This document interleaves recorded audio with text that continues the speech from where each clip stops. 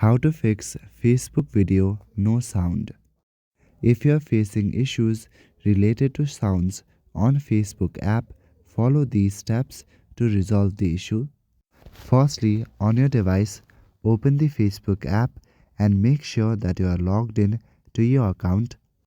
Now from your home page on the Facebook app, tap on the menu icon from the bottom panel. Then go to your settings option.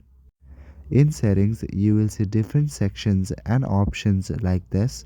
Within settings, scroll down and go to the section Preferences. Under the section Preferences, search for the option Media.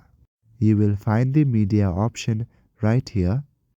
Select the media option. Now inside at the very top, you will see the sounds option.